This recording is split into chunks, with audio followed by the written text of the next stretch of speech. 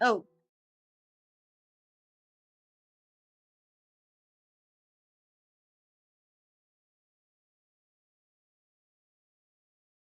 And again and again and again.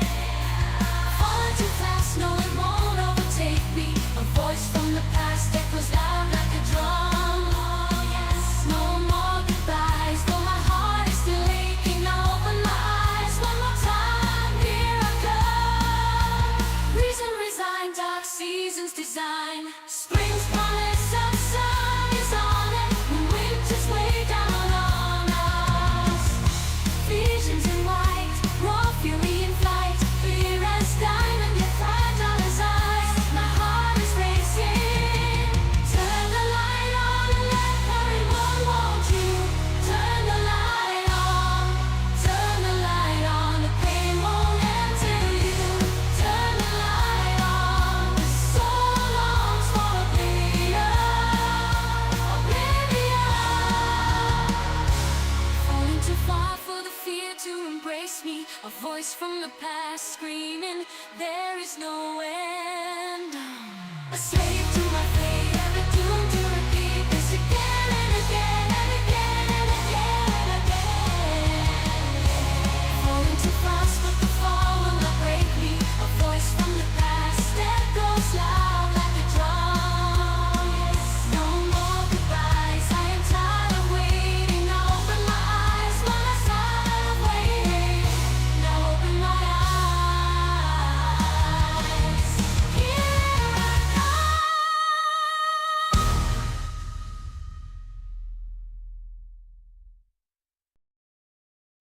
Soul laid bare, foul and fair. Every secret, every odyssey. Answers unfold, one with the truth, the divine. By my guiding hand, perfect understand. I won't be denied. You are mine, you are blind, a fool till the end. Cast down for a more, I create, manipulate. You're kind in my image, my chosen ones. For you the time has come, the sun is setting. Say goodnight. With each bite does your sanity die. Sucking the life out, letting the dark inside. Say a prayer as the light leaves your eyes. So scream all you let go, 'cause can't hear you. Say at night to the weakness that you hide behind. Believing the lies, feeling the fear inside. Never once were you truly alive. So scream all you like, no one can hear you. Like breathing outside, these seeds rotten and reaping the fruits of your making. Fight, come take a bite. Life, please resist me no more. Twisted and broken, farewells left unspoken. Journey's end, as all you said. And that money up. Here I rise, claim my prize. Every moment, every sacrifice. In an abyssios, I am the truth, the divine. By my guiding hand, perfected we stand. I won't be denied. You are mine, you are blind, a fool till the end. Cast down forevermore. I create, manipulate. You're kind in my image, my chosen ones. For you the time has come, the sun is setting. Say goodnight. With each bite does your sanity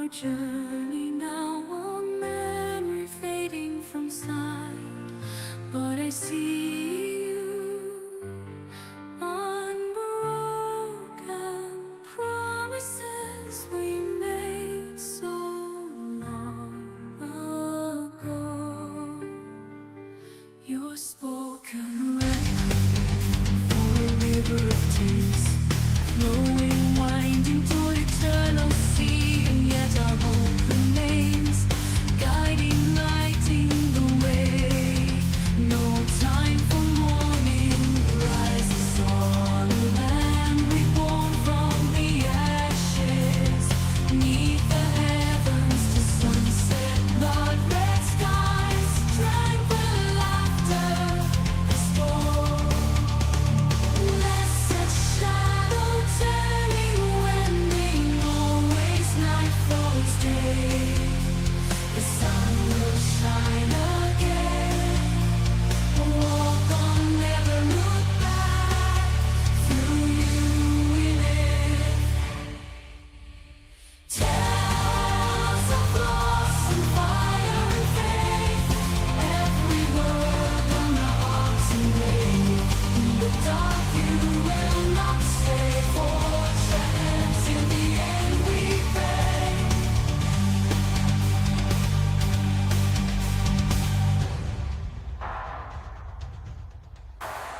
Tales of loss and fire and faith, every word on our hearts engraved. In the dark you will not stay, forge ahead till the end we pray.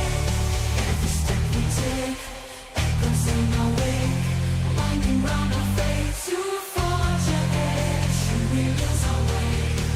Tire all this pain, we won't be afraid to forge ahead. Fearless hearts ablaze, no more time to waste. No, it's not too late, though a fleeting moment has gone. To forge ahead.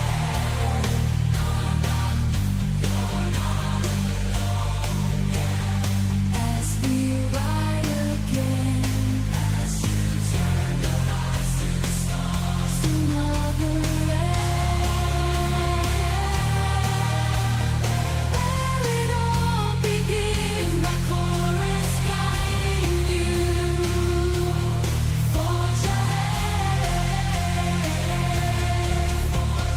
Tales of loss and fire and faith, every word on our hearts engraved. In the dark you will not stray, forge ahead till the end we pray. Tales of loss and fire and faith, every word on our hearts engraved. In the dark you will not stray, forge ahead till the end we pray.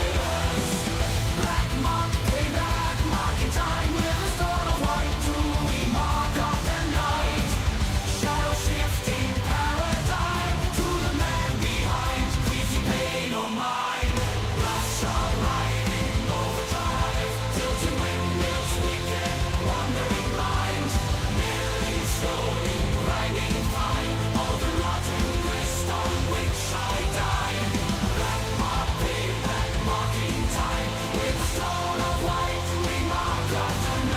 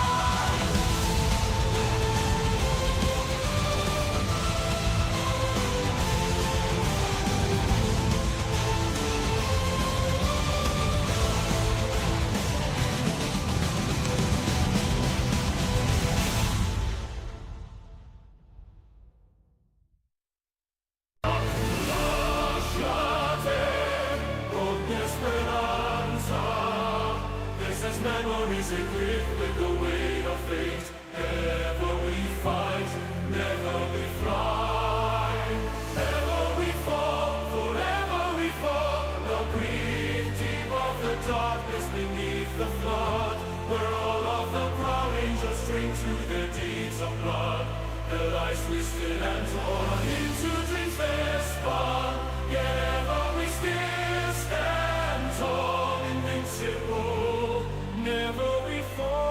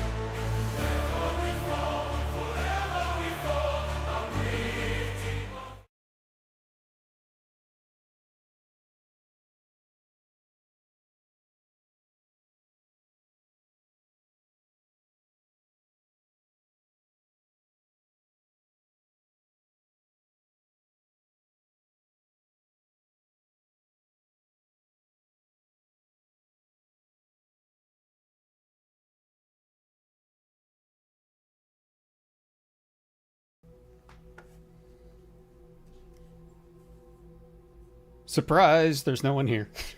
I'm kidding.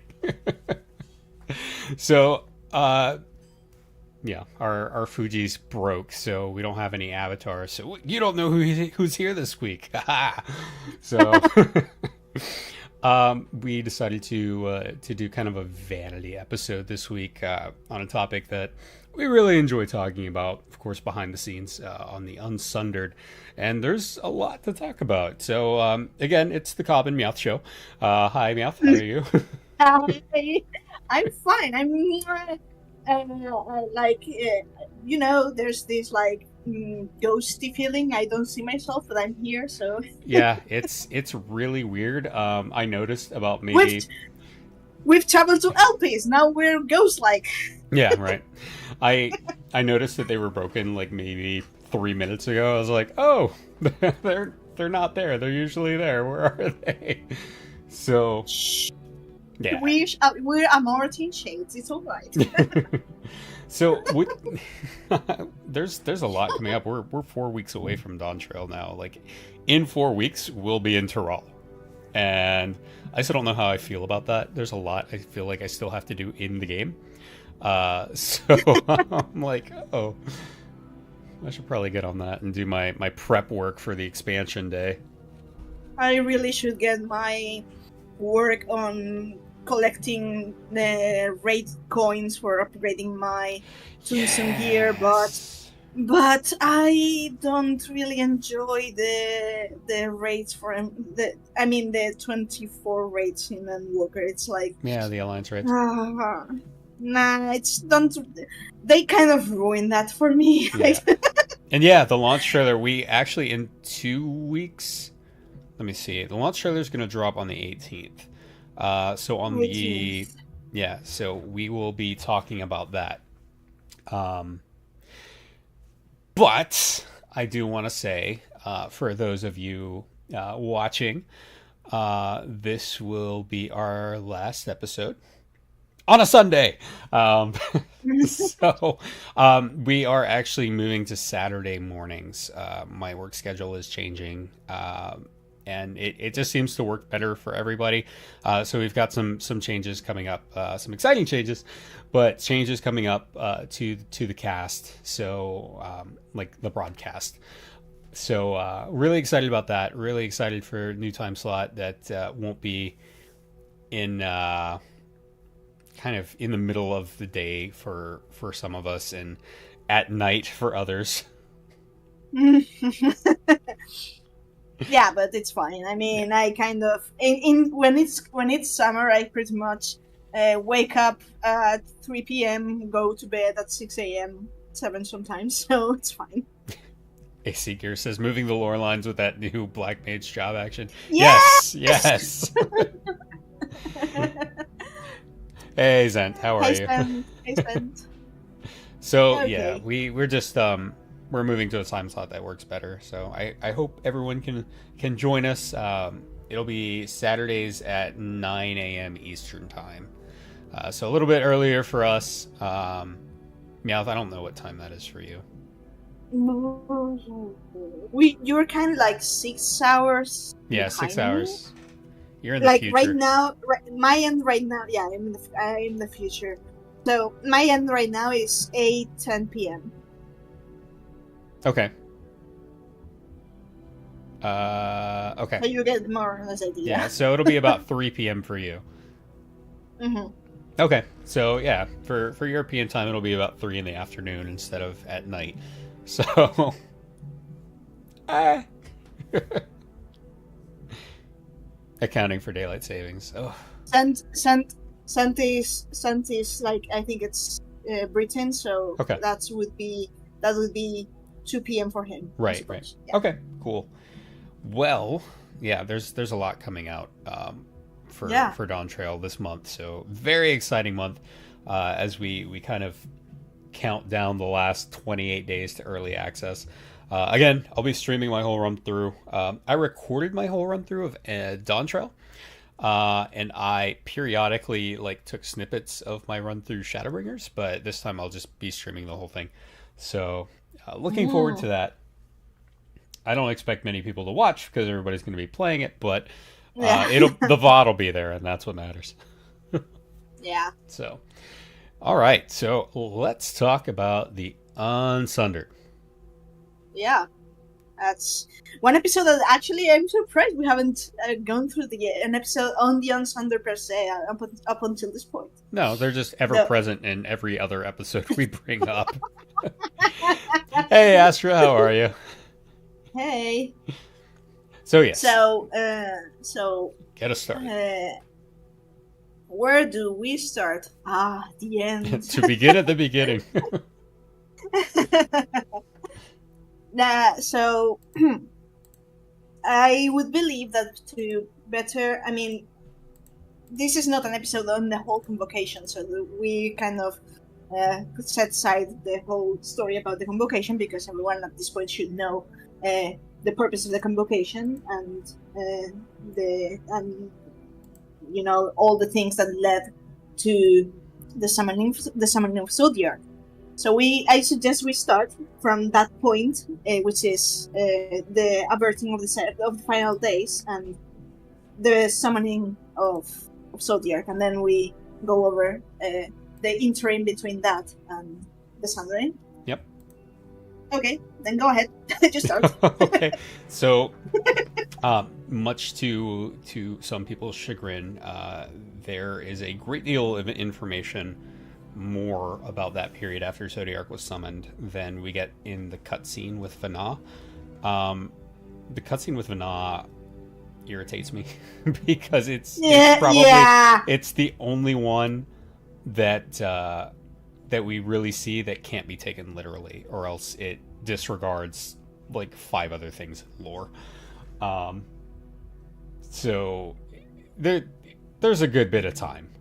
Yeah, it was really good. It didn't fit the timeline, but it was really good. Symbolically, the problem is you have to take that cutscene symbolically, as to it represents. It's an allegory of what really happens. We know that, for example, the scene with Emmet Sulk and Heath Diaz, that's something that actually comes to the short story. We know that's something that happened. I can believe that Hermes was there singing all of this too, that Vana may have been walking Amaranth and see all of this happen. Mm-hmm. But this is the second half that doesn't really fit, because we know that there's a period of time in the interim that happens between Zodiac summoning, which the second sacrifice also takes place, and then the convocation comes to the resolution of, okay, then we nurture the star, then when it has enough life ether, then we can trade this life ether for this whole equivalent exchange and all that. But the fight took days, and they fought.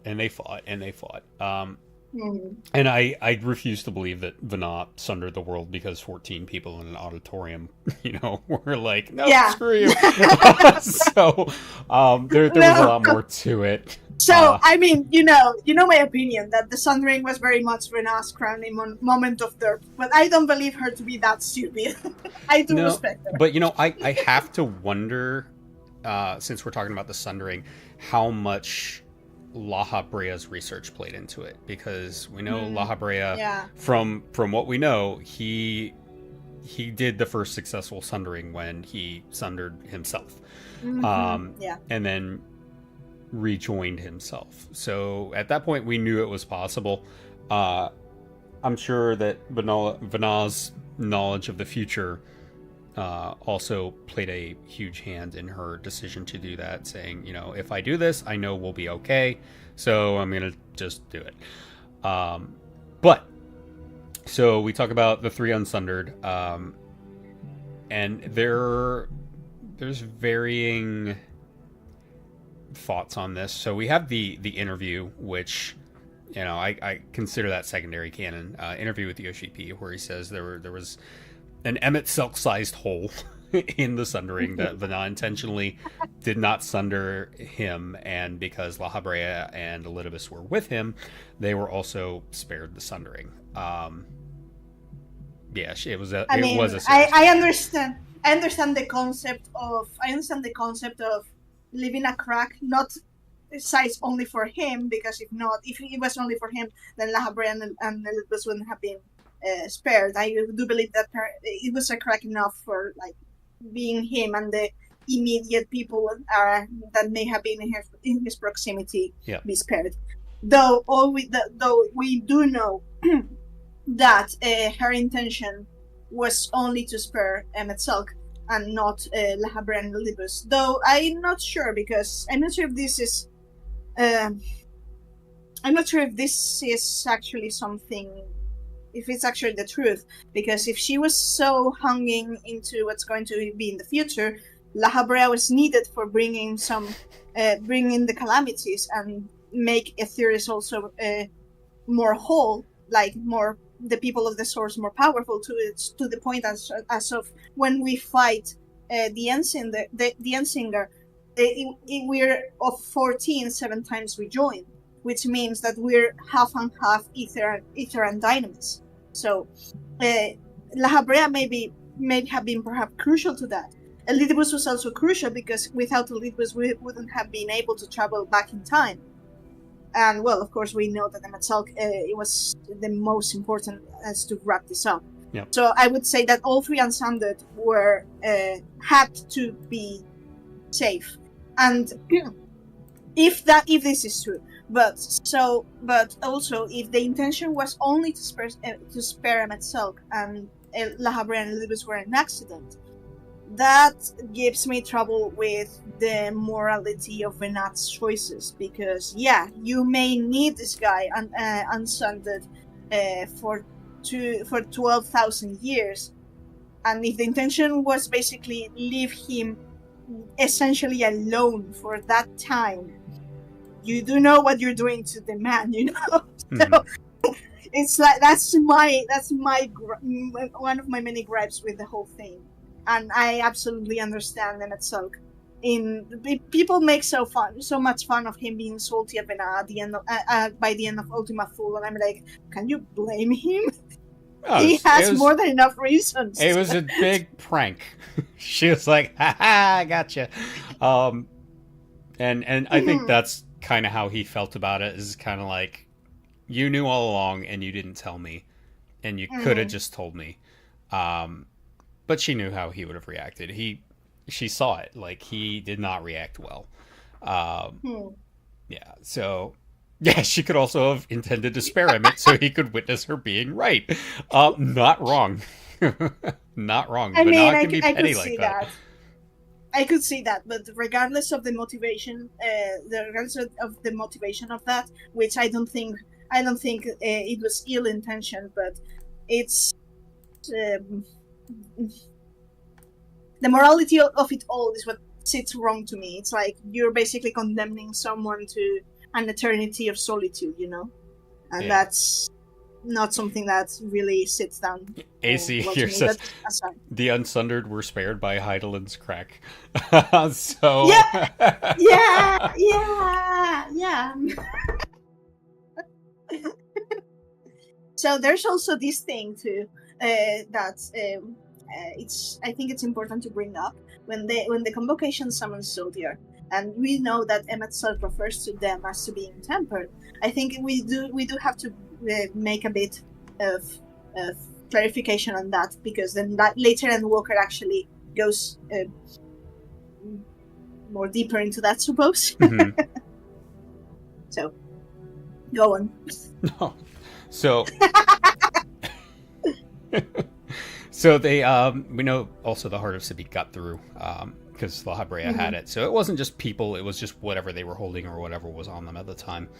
And then we have the Sundered World. So, 14 shards, all broken up nice and terribly. And then the convocation were tempered. So we were just talking about that before stream, actually. So yes, they were tempered, but I don't believe that it's tempering as we know it.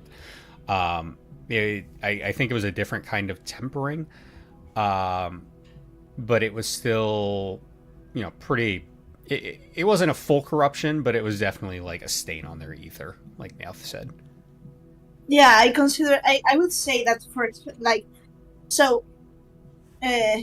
to them, to the ancients, if you have take Xenos for example, as a resonance, the influence of Shinryu doesn't affect him, right? So I mean, I said Xenos because our echo is kind of backed by the Traveler's Word, the Blessing of Light. So Xenos is just the echo, I well, really I suppose. hate that. I really hate that it's just a common Traveler's Word. They should have said it's like, oh, it's mine, but it's more complex than anything I've ever done. So. Yeah, but anyways, the thing is that the echo makes the Sundered, resistant to primal influence. And if the ancients have the whole form of the echo, then these kind of entities wouldn't affect them. Zodiac, by the scale of it, of course, it had the effect of influencing an ancient's ether, but so far all that seems to affect the Unsundered, at least, is this the affinity for darkness, I suppose, which is natural because Zodiac is aligned to darkness, right? But it doesn't cloud their judgment. In all, the nature of Elidibus is by himself. Elidibus' body is that of a primal, and La Habrea lost his mind because of Athena, and Emmet Self is lucid enough. He is the most lucid of them all, and he's not. His fervor to Zodiac is not so much as to Zodiac, but the fact that that Zodiac is his people. Yeah. So that's yeah. I would say it binds them. It doesn't influence their judgment so far as what they do, but it influences their judgment to sticking to the plan. Which was, sacrificing all the life to restore the souls and restore the world. And free Zodiac. And that's kind of what I think the tempering really did. So let's talk about what happened right after the sundering. So I'm gonna go over to this. Oh, yeah. So we're actually pulling this from Near Reincarnation. So it's a dead game. It's gone. Could the ward be tied to the soul, and the resonance might have copied the blessing as an unintentional side effect by using those blessed by Heidelin as the template? So secondhand blessing. It could be. Yeah, maybe. But we don't. But the problem is that we don't have as much information as I would like on the resonance. So that's right. The thing. So I'm going to read through this. Long, long ago, in an age now past, this star was as paradise. Men knew not of fear, loss, despair, with lifetimes unto eternity. Their days were peaceful and bright. Of its magic were born myriad creations. Mankind's spires towered proud, their stones never to crumble.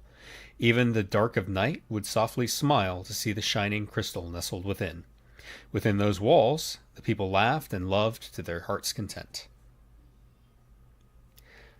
And then we go to Grumpy Gus. Solitary man stands in the streets. His robes are black, as is the custom. Only the mask concealing his face differs from others in shape and color. It marks this man as a leader. He is a most powerful mage. Early as always, I see. Beside the man, a companion appears, a beloved and trusted friend. Soon, another will arrive, and the trio will revel until dawn, just as they have time and time again. This age, now long past, will always be his paradise. So, of course, this is talking about Emmett Selk. I always kind of appreciated how this game never named anyone. It was just like, this is the situation. There are people here. You can figure out who they are on your own. And so from there, we go to the final days. The end arrives all too suddenly. Calamity swallows the star. Meteors rain in cataclysmic deluge as if to scour away all life. Land buckles, cities burn, blood flows. Only by context clues, yeah. The powerful mage and his clever fellows create a god that will stabilize the star, sacrificing half mankind to do it. The dark god they birth does its work. When the danger has passed, the people gaze upon their ruined world. We must put this right. We shall return to paradise. They further sacrifice unto their god, yet some would oppose them. So this is kind of where that cutscene comes into play. So this cutscene with Vanad takes place after Zodiark has stabilized the star, but before they made the second sacrifice to restore it. So that's kind of why it's like, it's a great cutscene, but it's in the wrong spot. And yeah, so you have to take it metaphorically. Let's see. So we must put this right. We shall return to paradise. They further sacrifice unto their god, yet some would oppose them. We must move forward. What's done is done. The future awaits. These souls create a brighter god to challenge the other's dark deity. The gods clash for days without end. At last, the light of the future, the bright god, emerges victorious. The decisive blow is so strong, it sunders both darkness and the star. Thus does one world become 14. Yeah, exactly. The cutscene can't take place after Zodiark stabilized the world because there's still big laser beams, dragons flying around, and fire raining from the sky. So obviously it's right after Zodiark was summoned, and yeah, they haven't restored the world yet. And here we are. And I imagine this is how Emmett Selk saw the souls, where they're like shades of themselves. It's actually the result. It goes into explaining. These things are actually so. Right now, this is the illustration, but I played through the event, and the progression is this illustration would change from these amorphous blobs, and it would become more human shaped. So this is actually the first result of the sundering. This thing, this and it's not that the souls per se. This is actually how the people ended up, like right after the sundering. And it's absolutely horrifying, especially if you read that, and it was this single transition to me that made me understand, and then of course the text that made me understand why the Unsundered considered what they were doing as something positive. Yeah, because this thing is absolutely horrifying. Oh, it is horrifying, absolutely. So light triumphs with a sundering blow. The powerful mage and his allies manage to withstand its impact, barely. When he opens his eyes, as the star lies shattered, so too do the souls upon it. Pitiful moaning of malformed creatures. Yeah, humans restart from level 1, yep. They can no longer shape words, language, culture, knowledge, forgotten. Such an outcome is unbearable. The man throws himself into restoring his star, his people, his paradise. Decades, centuries, millennia pass as he works tirelessly, blasted back to the cave edge. Beyond that, I would say, it's like being forced to start over from zero, and it really is, to paraphrase, it really was the genocide of the ancients and their entire society and culture, which is really sad. Any soul stuff in the game, I get really upset about. So, anyway, as he works tirelessly, the wretched creatures begin to learn. They speak in new tongues, they worship new gods, and forge new histories. He looks upon this and is repulsed. These wretches are fragile and weak. They can barely comprehend magic. Ignorant, intolerant, misbegotten husks, fighting each other without aim or end. Their pitiable lives are fleeting. In the simplest of ways, they live and die. Yet they claim They die and die. They die and die. Yeah. Yet they claim the mantle of mankind. Absurd, abhorrent, intolerable. No matter what he does, no matter how much time passes, the hatred and heartbreak remain. So this is actually something that I was pondering over, not just for him itself, but for him itself, with all three Unsundered. That the thing that actually most resented of the Sundered is what you have basically said. Their ignorance, their intolerance, their wars, the cruelty, the discrimination, all these things.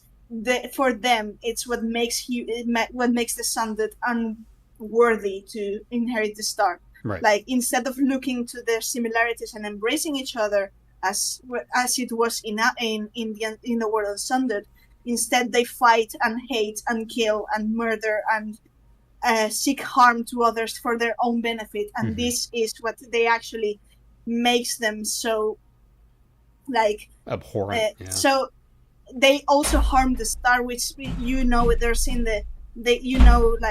there's this passage. I don't know if it was Encyclopedia Orsia, but I know there was a mention that the ancients actually didn't.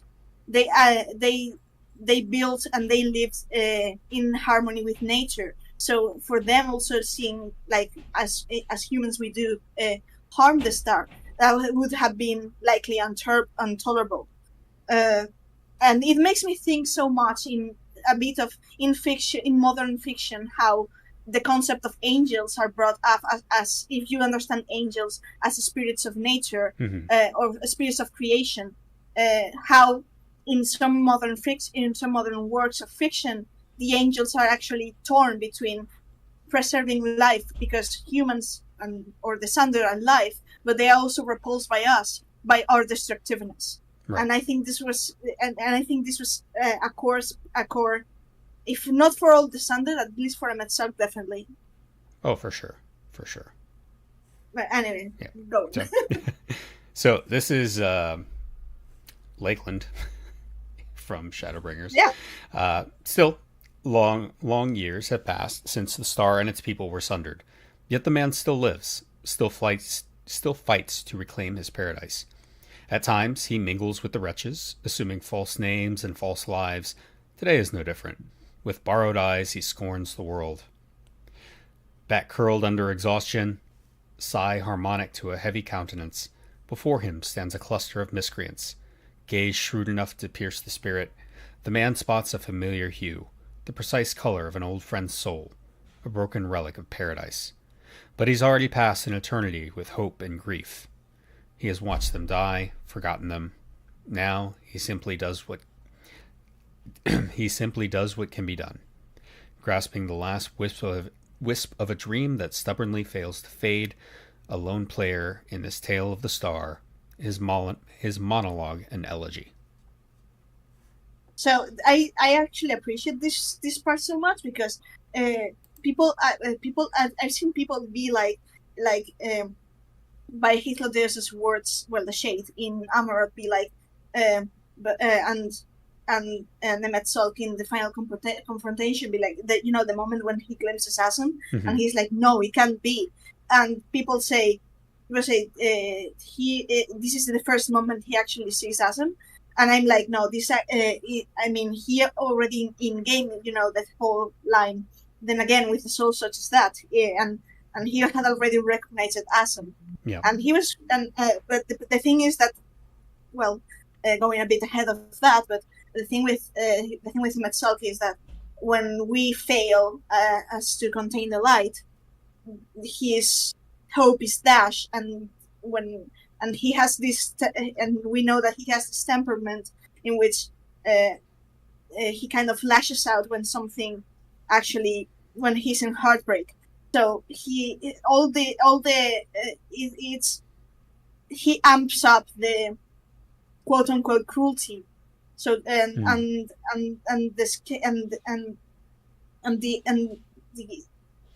I don't know how to describe it. This whole thing is basically him, not so exactly mad at us. He's lashing out because he's mad at himself for having been weak as to believe.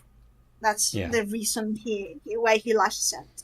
So but yeah. Zent says, I'm not sure that Emmett does recognize our soul until Arbor joins with us.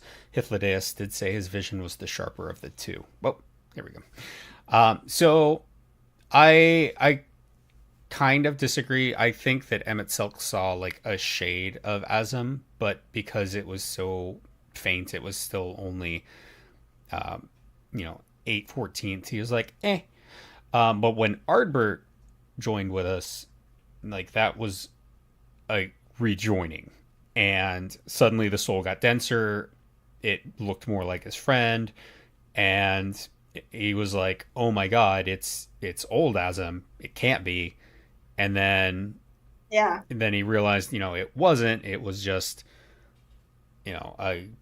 still the Sundered us, but now it's 9/14, and he's like, "All right, you know what? I'm just gonna be done with you. I just need to get rid of you because you're a blasphemy of my friend's memory."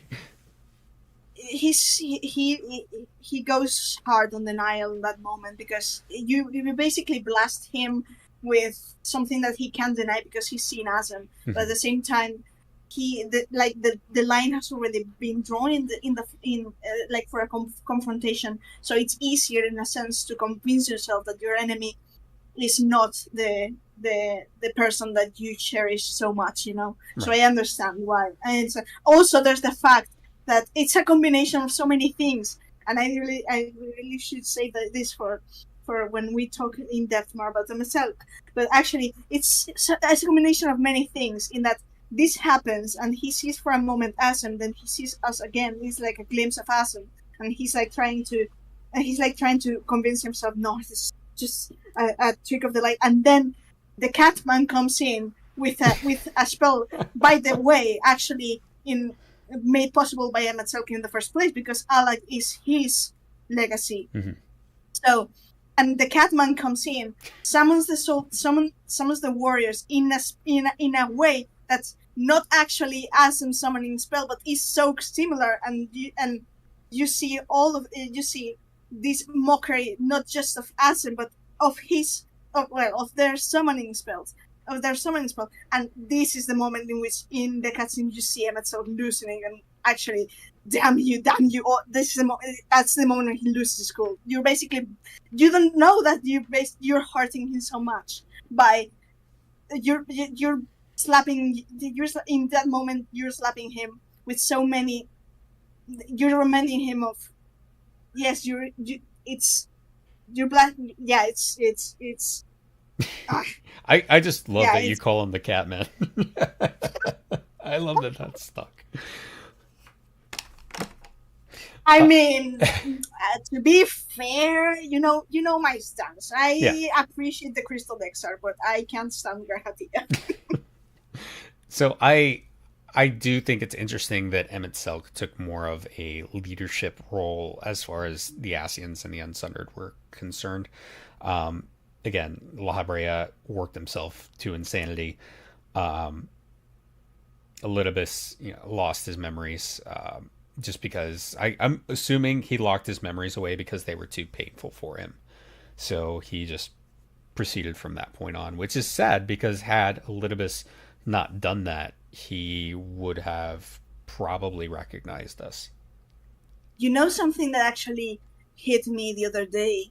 I was rewatching 5. Someone react to 5.3, and there's something that stuck out for me, and I was like, this is actually interesting detail, because for all of the memories, because as her, the implication is that it has been so long that Asem, the name of Asem and the seat of the traveler has been forgotten, and only Emet remembers because he has the crystal of Asem to remind him, right? Right. But then, in that scene in the Crystal Tower, and Elidibus is like confronting us, and he's like, "Upon my honor as Elidibus, emissary of the convocation of 14, I will see this done." And this moment, it's like, it's not the convocation of 13. He's saying the convocation of 14, which means that to a degree, there's like the lingering memory that there were 14, and then it's when he actually cracks and this I swore to someone, and then he realizes that he actually doesn't remember to whom he swore his oath, which is implied to be Asem. But he still remembers that there were 14, not 13. And that's I felt, and then you realize, of course, you remember that Elidibus was a very close friend to Asem, and it's all the more heartbreaking. I mean, it was, yes. So Asem was discomminated due to their abdication, pretty much, of the seat. But it was always the confiscation of 14, even though, Asem left. They would have just said, okay, let's find another Asem. So I don't think that necessarily made it 13. It's just at the time there were 13.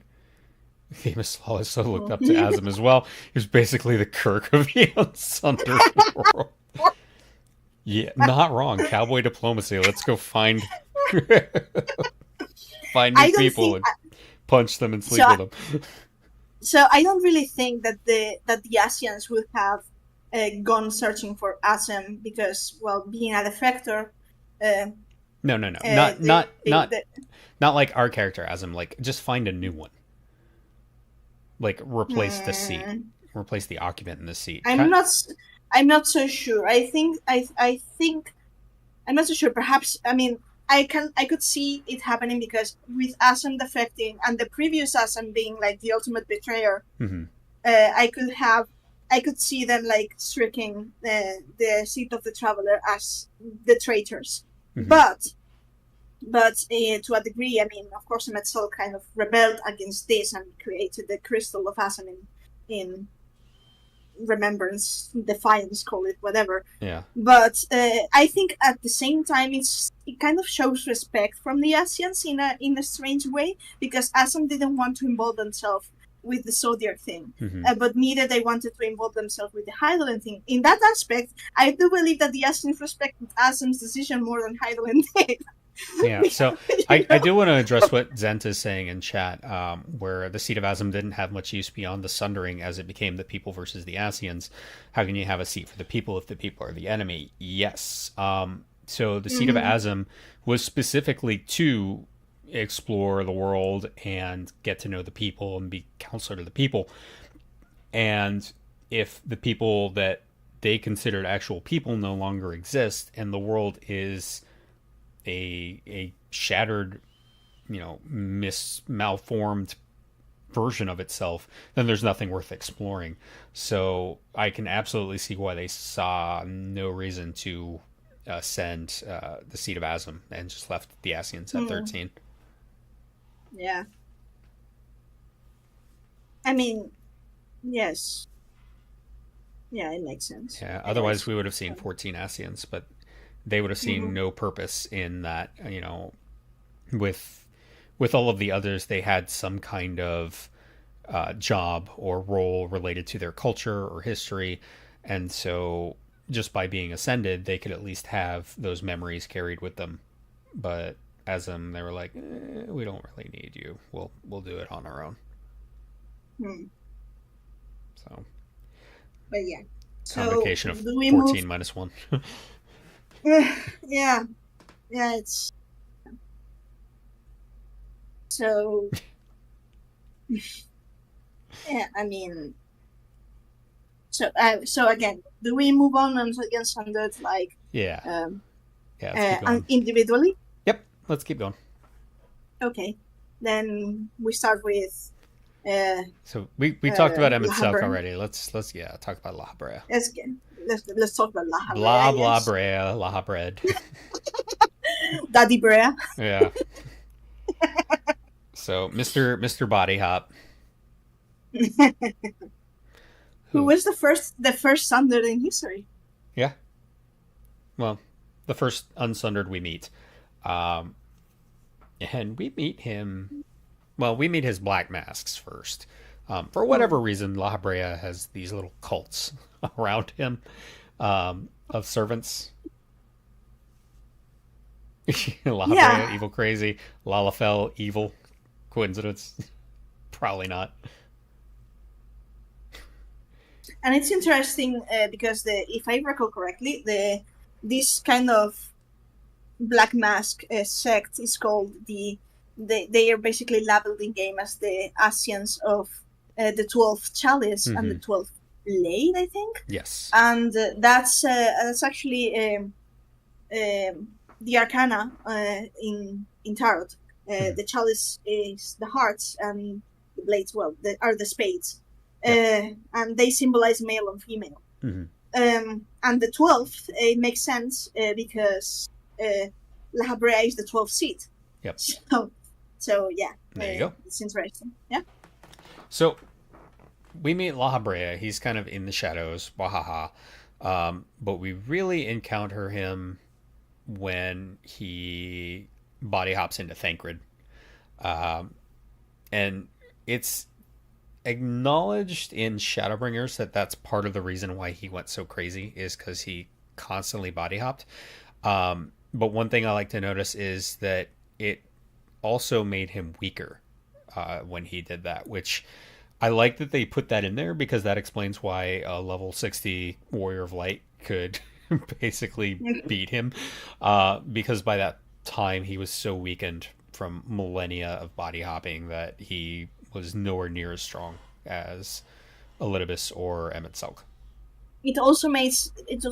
Makes sense that there's something that actually can leave his mind and psyche broken in the fact that for the most part the Asians prefer to body hop on dead bodies which Yep. have no soul inside, but La Habrea is shown to take over people whose soul is still in there. So I suppose there's an extra strain in having to suppress someone else's sense of self, Mm-hmm. and it could even mingle with your own to the point that you may well lose yourself. Right.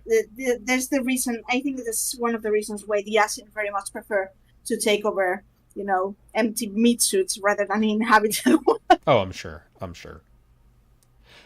and so yeah, and there's something. Oh yes, so the intro cutscene for when you make a new character, Yep. that intro cutscene, Mhm. and then we see La Habrea, Yep. and that's always something that's always intrigued me as to why we're shown La Habrea or why he appears and tries there's this scene like he tries to reach to us, Yep. and it's weird, and then thinking back, especially after Pandemonium, then I realized Emet-Selch was made to forget about us, but then we go to Pandemonium and Elizabeth and La Habrea actually do know us, and their memories of us were not erased.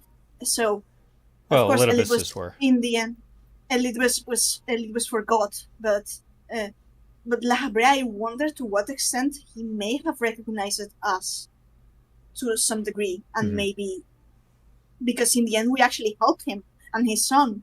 So I wonder. It makes me Yeah, but like 12,000 years is a long time. But yeah, of course. I've always liked that debate, though, whether he was attacking us or trying to stop Heidelin from getting a hold of us, Yeah, and bring yeah. us to his side. Um, I've always liked that debate because I feel like there's a lot of good arguments for both. Um, Hmm.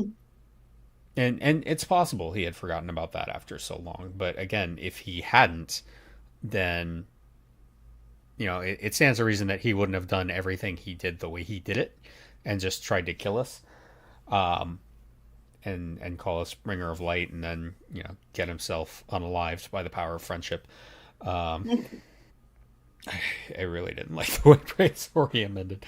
Um, but yeah, La Habrea was batshit crazy by that time. That time, Yeah. the corruption of Hephaestus had pretty much taken over. The only thing Hmm. that had kept him in check was, I'm assuming, the sunder or tempering of Zodiark.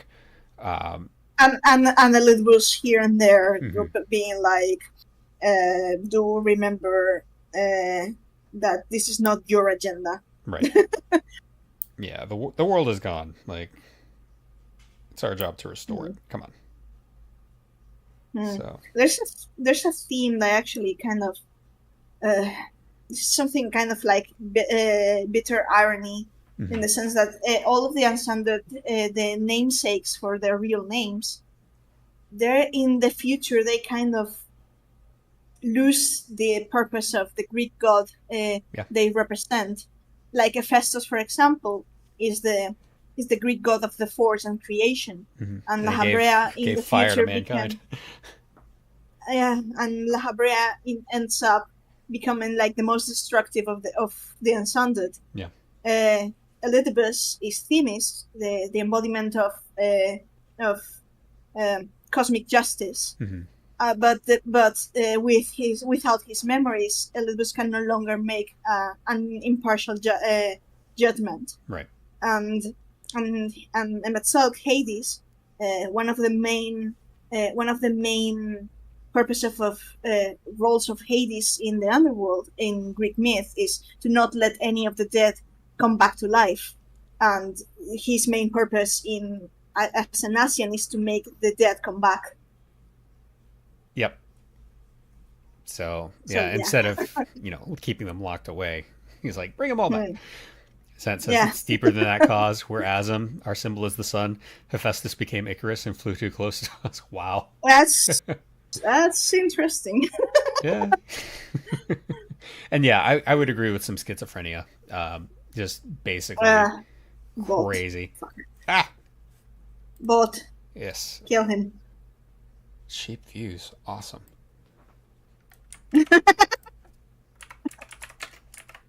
But yeah. So yeah. So that's.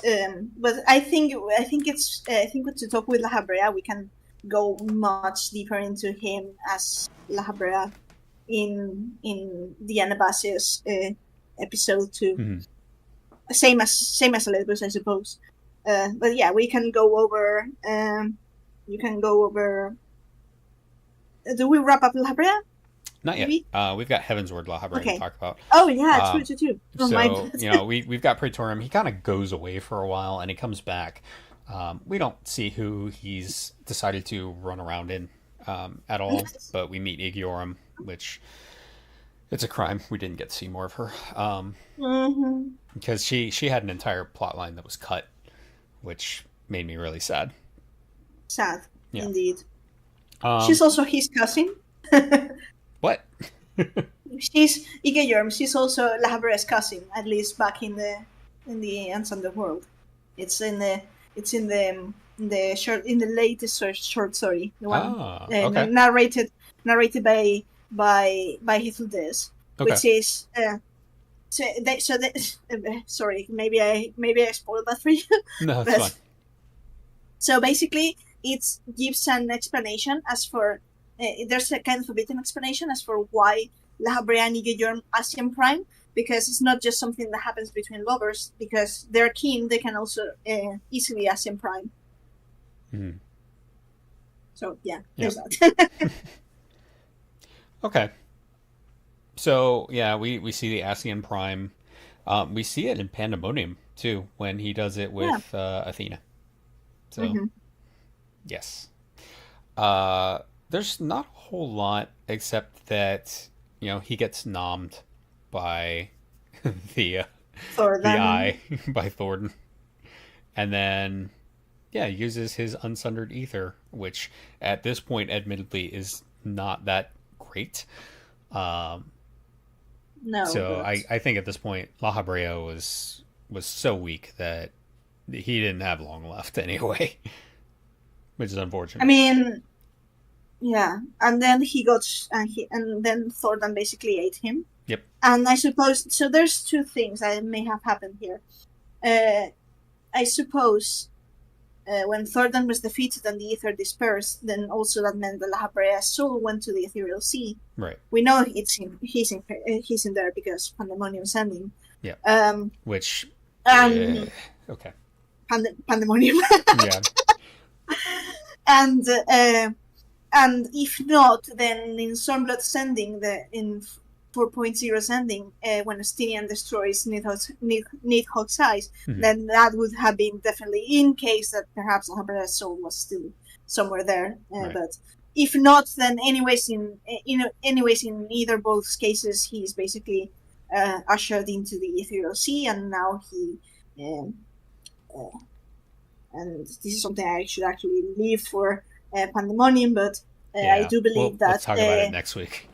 yeah. But basically, he goes there, and so he's the first of the Unsundered that's actually is poised to reincarnation, I suppose. Yep. And Zen says, to be fair, we just beaten the shit out of him in Ige. Thornton just took the opportunity of a weakened Ascian. I don't think full power Thornton could have taken La Habrea. I think we would have given him a good run for his money, but I tend to agree that on one, it wouldn't have gone well for Thornton. But you're right, yeah. Thornton just kind of ate him because he was weakened. So because of that, I don't think La Habrea would have been able to take too many more beatings if Thornton hadn't been there. He could have body hopped. But knowing his nature, he would have just kept working and continuing to basically erode himself into nothing. Yeah. In the end, basically, I think the point of La Habrea is, when we meet him in the past, he is, he's not likely the most, perhaps the kindest man in alive, but he's not. He doesn't have a bad heart. He's just a bit stiff, it's stern. It's not even that. It's just that he doesn't consider himself ever. Everything he does is for the star. And so once he devoted himself to that, that's all he did, very single-mindedly, at his own expense. But he, you can see that when he's a bit harsh with Ericthonius, it's not because he doesn't. He's ashamed of Ericthonius. He wants him to. He loves his son and he wants him to grow better. But he's quite strict and stern, and Ericthonius, for other reasons too, doesn't take this well. But that he, and there's a bit of pride in that, I suppose, and I suppose that to a degree it got twisted over the ages and became hubris, and it was precisely this hubris and looking down on the Sundered which made possible for Thornton to outwit him. Right. And that's basically what caused La Habrea's downfall. It was definitely arrogance played a part in it. So, but do we want to talk about Elidibus then? Yeah. Because we first meet Elidibus in the ARR patches when he visits Minfilia, and he's like, "Yeah, have you Sundered stooped so low that you would now attack an emissary?" Barbarians. No, I mean he's actually people give him shit for the strike to Minfilia. I was like, man, he was going to leave in peace. He actually say, I leave as I came in peace. And Minfilia's like, no, stop. And he's like, and she was about to strike him. Yeah. And he actually stops her, and he didn't, and he was like, maybe I was a bit too rough. But so he's basically saying, I didn't want to hurt her that much, but fine, okay, it's good that Hydaelyn shields her chosen like this well, because otherwise, But Which is so actually retconned later. Because then he does it to Gratia in the Crystal Tower, and he's like, "Oh yeah, I was just seeing how dense your soul was." So it's like he didn't even really attack Minfilia with that in context. He was just like, "I just wanted to see what your soul looked like." hmm, Which it made sense with Grahatia though, because he was like, "Why is there an 8/14 soul on a 1/14 shard?"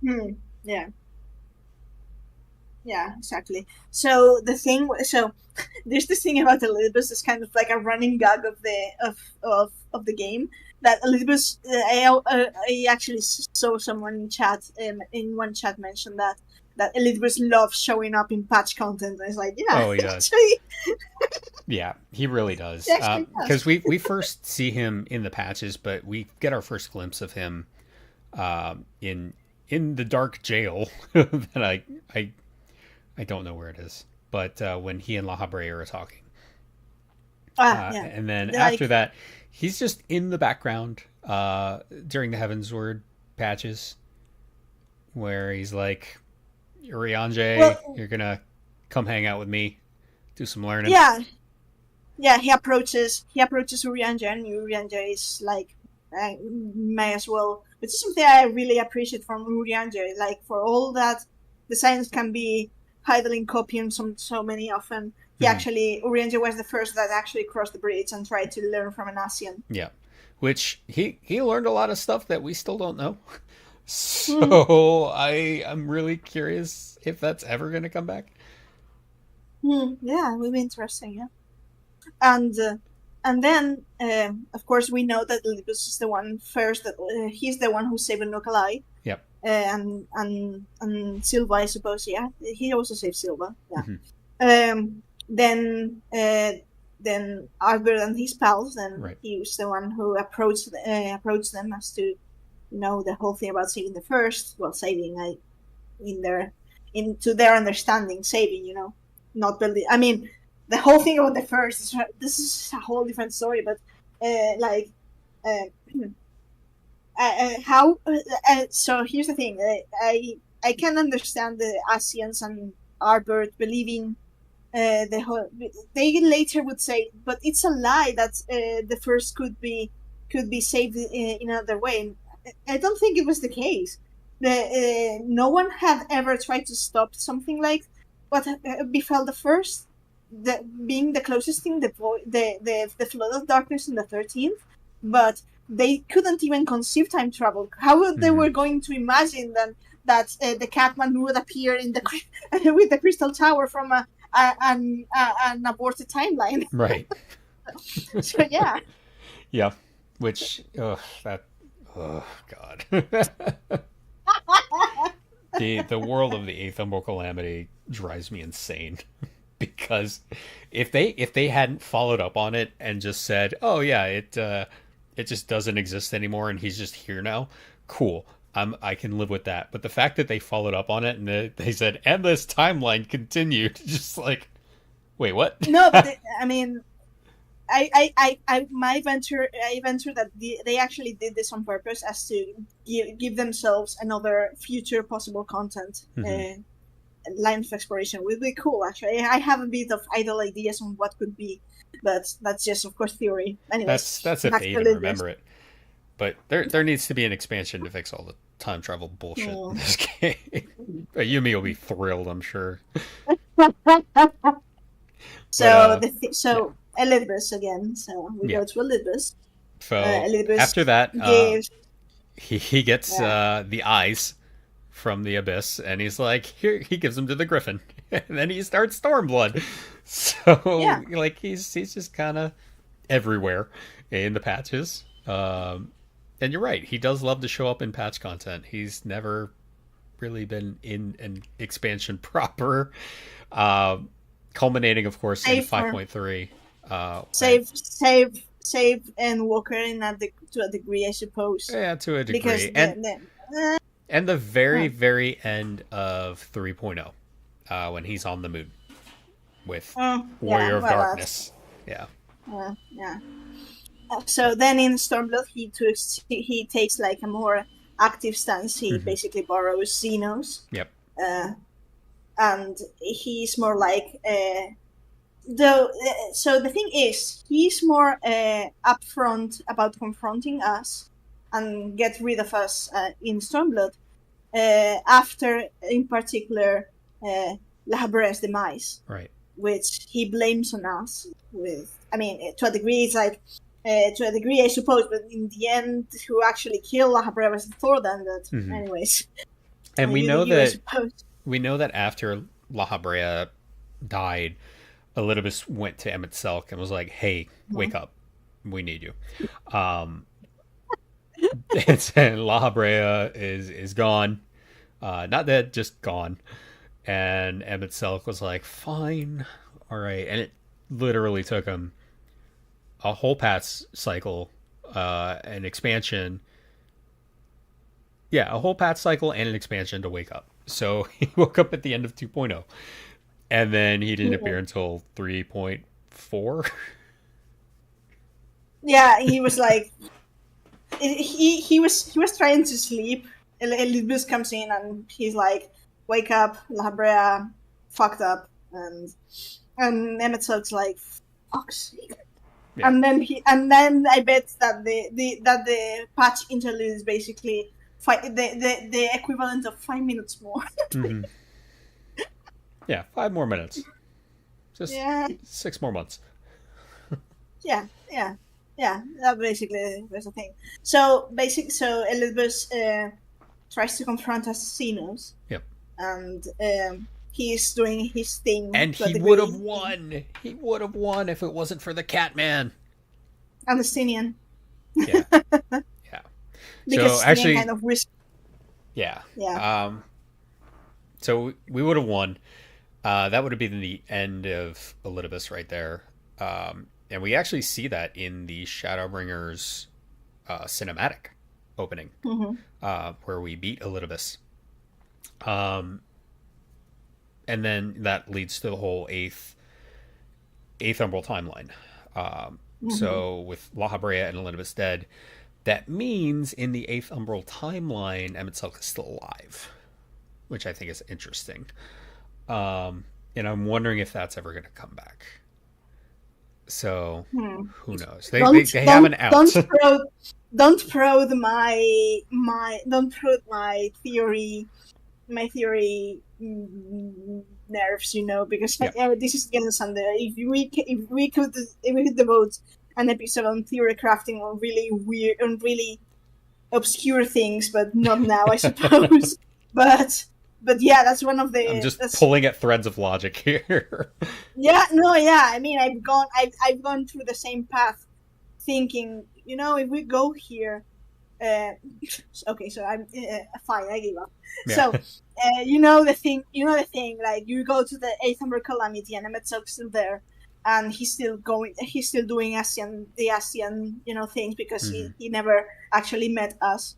And then for some reason, perhaps because I don't really think that they would be so much cruel as to have to confront Emmett Selk again and pitch us against him. I would believe that we would try to approach him, and as to convince him, we could use you could use the Ascent Crystal to say, "Hey, I actually have this," and throw him for a loop. I mean, that would work. And another thing that would work is if we rejoined 1 or 2 more times, and our soul is even more dense. I think that would do a lot, especially now since we are making some good headway in the 13th. It's possible that we'll find original Golbez, who is very heavily implied to be us, and eat him, who he is now. Well, he's in the Memoria, so we can just eat the Memoria, just like it's put possible. it in your mouth, chew it up, swallow it. It's possible. I think the story may be heading into some point in which the Warrior of Light will end up rejoining at least enough to be more Ascent. Yeah. And I think that's the journey that we are taking. But that's for, especially after Dawn Trail. All right, not right now. I think that's kind of the problem I had with the Endwalker patches, was that I felt like it was resolving the 13th, but it didn't tie into anything. It was just kind of like, here's this story, and now it's done. But there wasn't any character growth from it, aside from Zero, who just kind of went back to the 13th. The whole thing just, it felt like a lot of setup, Yeah. which is fine, but it just felt like pure setup. It didn't feel like there was too much aside from that. So, I don't know. And also it was just Final Fantasy IV. Yeah, which didn't really resonate with me because I haven't played it. I mean, I Yeah. have played it, and it didn't resonate with me because part of what I like about this game is they take the plot lines from other Final Fantasy games and weave them together in a new way that makes them better. And this was just like, here's Final Fantasy IV. And I was like, you could have done better than this. Yeah. So, but Anyways, anyway, back we'll get back to back to Elidibus. Elidibus. So, So yeah, he basically spends Shadowbringers like conspiring with Varys in the shadows until Xenos comes to basically reclaim his juicy ass. Yep. And The juicy's a lie. and then he basically Elidibus is like basically the meme. All right, I'm going to head out because he doesn't really want to face Xenos. He's like, no, I'm not doing this. And that's when the whole thing going down in the source and the whole thing also going down on the first with Temetzel's death is what actually spurs Elidibus into he is rightly furious and he's like basically, I'm done playing with you. I tried to reach out to you, but now you're death, and only in death you will find any purpose. Yeah. You know, one thing I just realized that is also very interesting, that means that Xenos never stopped body hopping in the 8th Emerald timeline and is potentially also still alive. That would be an interesting family reunion if we were like meeting Emetzelk and Xenos, you know? Maybe we'll finally get some answers to that damn line, and Daniel said. Anyway. That's actually true. Anyways, but so yeah. So Elidibus, it's in this part in which the whole thing about I find something really poetic in the sense of symbolism. The fact that he takes on Albert's form or Albert's body, because Elidibus looked up so much to Asem as when he was back in the days of the convocation, and he wanted so much like being like this hero, so admired Asem so much that it makes all the sense that in his attempt to become the warrior of like this savior to his people and the world, he takes on one of the forms. One of the incarnations of Asem, which is Albert. Yep. So yeah. No, I thought that was In great. the end, Albert is a reflection of the Warrior of Light. It's not like we are the main character. Albert's like a reflection. So it makes sense that Elidibus, in his attempt to be like us, he's also a reflection of us. So anyways, now here's my question. Do you think he actually grabbed Albert's body, or do you think he just converted someone's body into Albert? I think he grabbed the body because there's this mention that all the cardinal virtues were, the warriors of darkness had been buried near Ilmor, and the cardinal virtues were actually their corpses. So if Albert was still there, then it could have been easy for Elidibus to just get inside and maybe make it less decomposed and that I think that's all that he did. He basically took the body, made it presentable, and then that. Yeah, I think it's interesting. They go into how darkness affects death, where people can't die; they just immediately their soul just pops back. I really want to know how light affects death, because they never really go into that.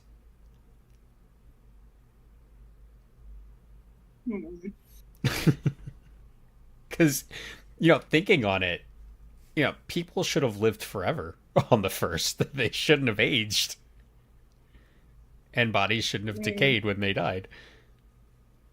Being a stasis, could be, could have been another different sort of, or just being. I would have to think more about the concept. Maybe it could be something. So this is what I do. I overthink everything. No, I mean, I do too. Whether you're going to tell me about that, but I mean, it could have easily been the proper Nova Chrysalia situation, It might have been. I think that would be more appropriate. Where there really is no cycle of death. You go into the life stream and you stay there, and then the people the people who are alive, just live forever. And then Umor makes a little more sense because it's Usnad basically. Mm-hmm. So yeah, a lot of lightning returns there too. Okay. Again, 13 is its ugly end. I mean, you said it yourself. Lightning returns is Shadowbringer is actually lightning returns. Yeah. Anyways, make the argument that without a soul, there's no etheric energy left, and thus the body reverts to real norms of decay. Possible, yeah. But who knows? Because Aether moves very slowly on the first, so it's hard to say. They never go into it. They never even address it. It's just a random thought I had. Let's go back to Elidibus. Riding around in Arbert's body. So he talks about the echo. And it's really hard to get at what exactly he's talking about, because what he describes is not what we see. Because he calls it, an echo of a symphony. And I'm guessing that, it's that you could get to know someone so well that, you could basically merge your souls together and know everything. I think he refers, because, for example, when we go to LPs, the use that Vena has for the echo is not when someone is recalling a memory, but because we usually get the echo when someone is recalling a memory. But Vena could also trigger the echo by the memory ether in the ambient, which is, I think, is like the step higher. And basically, I suppose the ancients would have more control about this. I mean, we know that because Asian priming is probably the highest expression of the echo, which is something that pretty much Lahabrea and Nigeyor imply when we face them in the Theochemical Research Facility. But I think it's something that the ancients must have learned to control to a degree. I think that's one of the reasons. For example, the echo never activated with Emet around.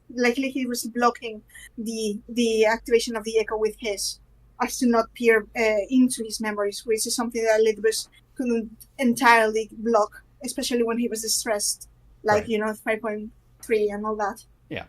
But I think that's something they learned how to put a boundary, so to other echoes wouldn't intrude upon some others' mind. It could likely be seen as rude or can be even a violation of sorts, Right. So I think that's my impression. But they could, if they wanted, they could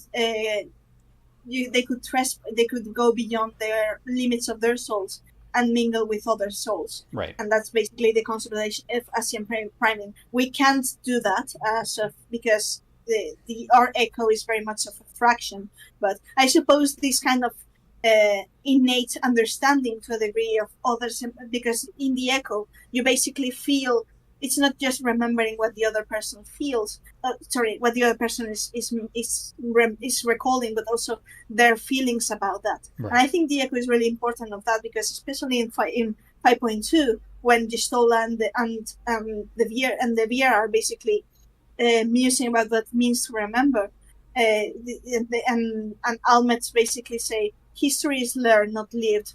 And Isola guesses that, because we can't we can see the past from our eyes, but we don't experience the feelings of them. And I think the echo is actually something that's a defining moment and something that we actually enables us to remember properly, because but with the echo we can experience the feelings of those in the past. Right. So that, and thus properly remembering, as Emmett so ask us to do, Meanwhile, that's basically it. Meanwhile, there's Kryle, who can't see anything but just feels everything. He's got the worst version of the echo. I mean, and then there's Mikoto, who has the future precognition echo, which is kind of implied that Asm has some form of that. So yeah. I prefer to think that the future echo is remembering the future. So I don't know what's up with Mikoto. She's a very interesting case. So it has yet to be explained. Yeah, I'm kind of crossing my fingers for more information, because if we get more information on Mikoto, we can make more information of Hasan, I suppose, because of the damn hints of precognition. Right. But yeah. You'll get nothing and like it. Anyway. Meanwhile, you can just free real estate, Yes, exactly. But then, okay, so we face Olympus. Yep. That duty in Amarot is one of my absolute So we favorites. know Elidibus was not a kid, but he was a young adult. He's basically between, I suppose, 18, 25 at best. Yeah, maybe. between That 18. may, Like, yeah. not in ancient years, but the equivalent for us. Like, oh, it's like, oh, you're 250 years old. You're a kid, It's No. fine. No, I mean. So between 180 and 250 years old.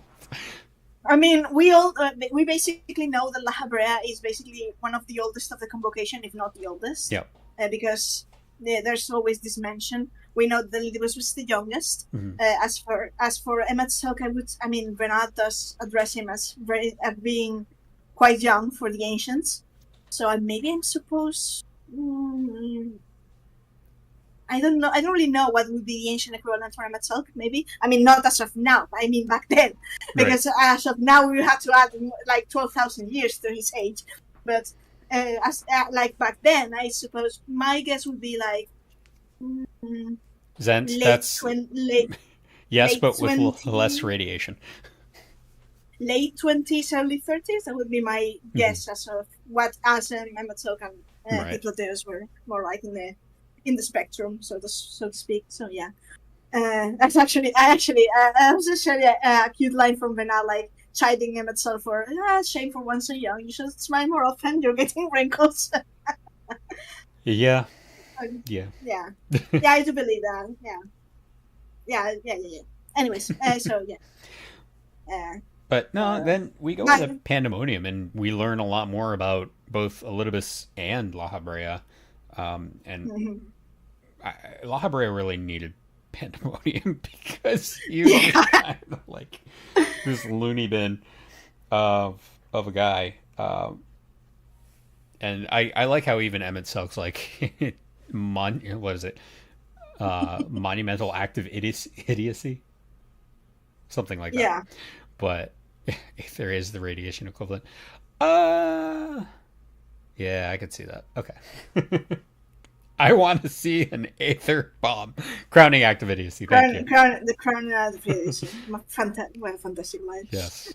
And so, we basically fight Elizabeth. And that's one of my favorite. That's one of my absolute favorite. And he summons the cast of Final Fantasy IV.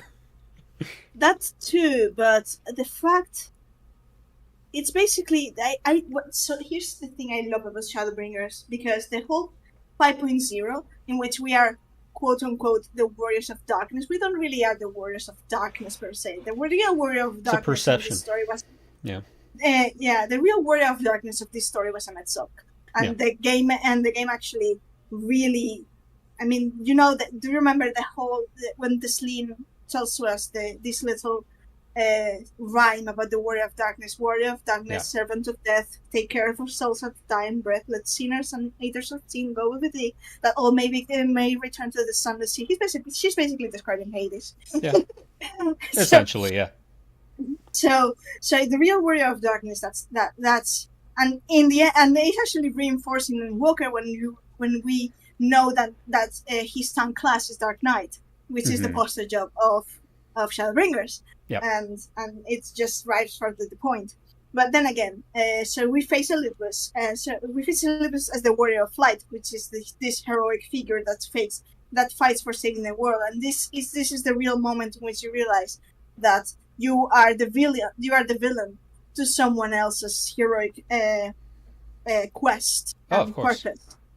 And you are basically, when you are ascended as Asem, yes, Asem is associated with the sun, but these crystals are meant to ascend Sundered Asians to their office, which means in that moment we are ascended as an Asian by Emmet Salk, who was in charge of ascending, because Soulsight. He's the one who recognized. So I would say no, because the Asm crystal doesn't contain memories; it just contains. I mean, the spell. metaphorically. Okay, yeah. I know I meant that the Asm crystal kind of represents this ascension. Doesn't have the memories, but there's the idea is basically that you are the Asian to Elizabeth's warrior of light. Right. To the point that we actually can. You can actually quote him itself to him before the battle, so you have no Elizabeth, you have no fight later to fight, all that, all that. Yeah. So and then we fight Elizabeth. And then Emmet Silk decides to pay a visit in the middle of the fight. He's like, nope, and just trolls the shit out of him for fun. Back to work, heroes. Oh, so that was like a really cathartic moment for me because. So you actually didn't bear witness to me actually going ham on this because we actually formed Lorelines, so to speak, or the group chat at least after 5.3 by meeting each other in other streams. But before 5.3, I really believe, especially when we were poised to be confronting Elizabeth in future patches, I was like, I really, really, really believe that Emmet Salk is going to come and save us and assist us during the battle with Elizabeth. And everyone called me, I was high on copium. So when this moment happened during the fight, I was like, vindication! I was over the moon. I was like, I knew it, and everyone called me crazy, and so it was really, really, really. I couldn't shut up about that like for weeks after that. I had a blast with 5.3, but yes, I mean, and after Endwalker, which one of the things I actually the expansion did well was it made all the sense for him to come to assist us, not just because. I mean, to a degree, I like the idea of him just having accepted that we are Asm's in legacy, so to speak. But at the same time, now it makes more sense as that when he went into the light, when he was defeated and went to the Ethereal Sea, he recovered his memories, and he's like, yeah. Yeah, he recovered his memories, and not only that, but we proved to him that we were capable of taking care of the star, that there was validity and value in the current existence. Yeah. So yeah, it's good. not. I mean, of course, the poignant moment of him rescuing us is in Ultima Thule, but I wouldn't gloss over how poignant was for him to actually rescue us during Seed of Sacrifice. Yeah. So yeah, it proves that whenever Asem really calls him, he answers the call, as Hythlodaeus actually said or expressed in that cutscene in Elpis. So yeah, sure. So we basically now I'm laughing because I shouldn't laugh but it's actually really true that I don't really know which streamer was. I don't know. I can't recall. I do recall that scene in Elpis when Hitler is explaining the whole thing. Whenever Asem calls, Emetzel never fails to answer. Never fails to answer a call. And there was this comment in chat, basically saying, "So Emetzel is so noted. Emetzel is Asem's bitch forever and ever." I'm like, that's actually so. Don't let Emmett South read that because he would have like the most tsundere moment ever, but it's actually true. So we are running out of time. I do want to talk about Elidibus becoming the heart of Zodiark. So it was originally supposed to be Mitron, I believe. No, Mitra Lagerth. I mean Logriff. Lagerth, thank you.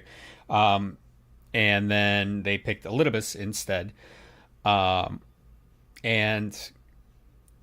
after, doing all that and saving the world, he took himself out to mediate between the two camps that wanted to sacrifice life and the other camp that wanted to preserve the life.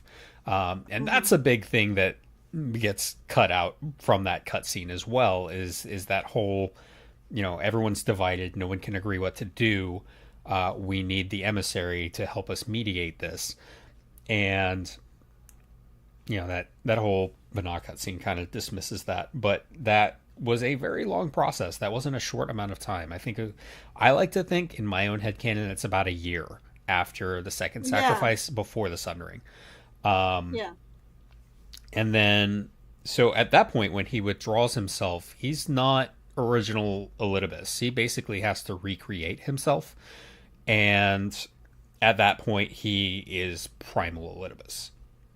The soul is his. He's basically a constant. He's basically a constant primal incarnation. Right. But right. The soul is Elidibus, but the body is like an ether construct of sorts. And because Zodiark was summoned using hope, that's what he also had to use in order to gain strength and power. So when the world was sundered, he was like, well, I need to do something to build hope because this world is shit. So he became the Warrior of Light. He started, the whole thing of, let's be heroes. That was all Elidibus, in order to create that hope so that he could get stronger to accomplish his mission. Yeah, and this fight is also so important.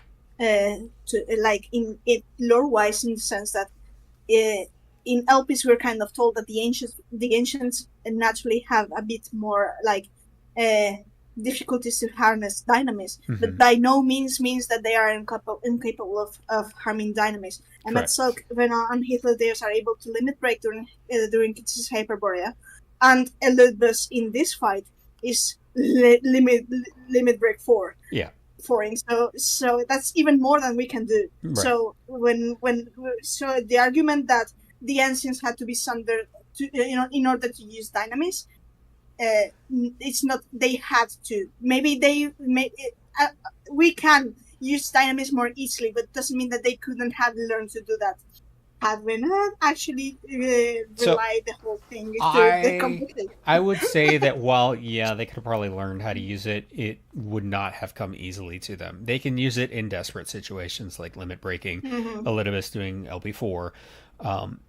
Yes, but as far as easily manipulating dynamis as easily as the Sundered can, more difficult. I don't believe they would have been able to do it.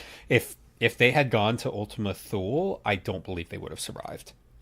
I don't think that would be that could be that's a bit like, but it's it's an unknown, so we can't really know what would have happened.